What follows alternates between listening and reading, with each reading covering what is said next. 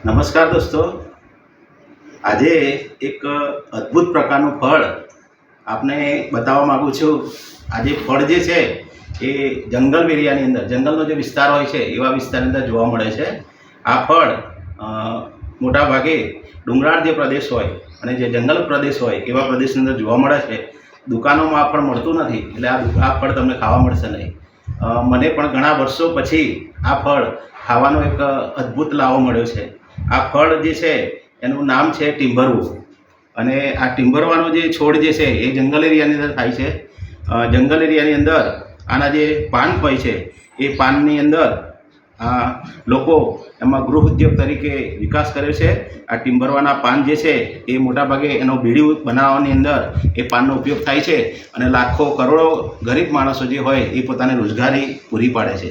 આ ટીમ્બરવાનું જે ફળ જે છે આપણે ટીમ્બરવું, એ ફળ એ અત્યારે નોર્મલ દુકાનમાં આપણને મળી શકશે નહીં, એટલે જંગલ એરિયાની અંદર આપણને ક્યારેક ક્યારેક આ ફળ જોવા મળતું હોય છે અને મળતું હોય છે। એટલે આપણને નોર્મલ આ જે વિડીયો જોતા હશો તો લગભગ મારું માનવું એવું છે કે 90% એવા માણસો એવા હશે કે જેને આ ફળ ખાધું નહીં હોય। માત્ર 10 જેટલા ટકા માણસો હશે જેમણે આ ફળનો ઉપયોગ કર્યો હશે અથવા ખાધ્યું હશે જીવનની અંદર। તો આ ફળ તમને મળે તો અચૂક તમે આ ફળનો ખાજો અને ઉપયોગ કરજો।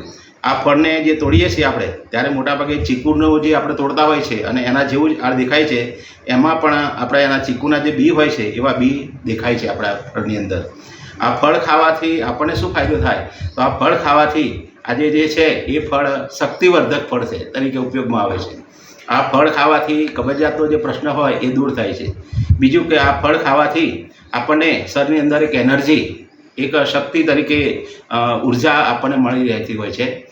પાચન ક્રિયા આપણી સુધારતી હોય છે, અને પક્ષીઓ જે હોય છે એ પક્ષીઓનું આ સૌથી સારામાં સારું ફળ એ કહી શકાય છે।